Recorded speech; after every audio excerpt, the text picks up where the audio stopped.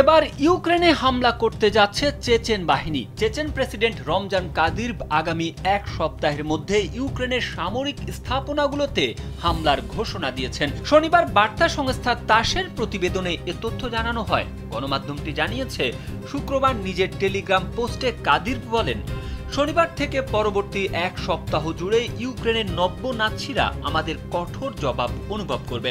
চেচনিয়ার রাজধানী গ্রোজনিতে ইউক্রেনের ড্রোন হামলার জবাবে কঠোর প্রতিশোধের এই ঘোষণা দিয়েছেন Chechen president Ramzan Kadyrov. Kadyrov আরও বলেন, গ্রোজনি শহরের কেন্দ্রস্থলে বহুতল ভবনে হামলা চালানো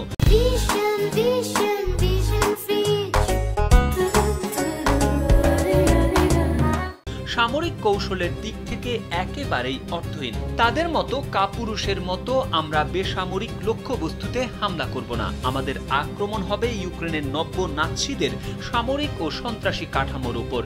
এর আগে গেল 5 নভেম্বর ইউক্রেনের একটি ড্রোন চেচনিয়ার প্রশাসনিক কেন্দ্র গ্রোজনি সিটি কমপ্লেক্সের একটি বহুতল ভবনে আঘাত হানে। এতে ভবনটি ক্ষতিগ্রস্ত হয়, তবে ওই ঘটনায় কোনো হতাহতের খবর পাওয়া যায়নি।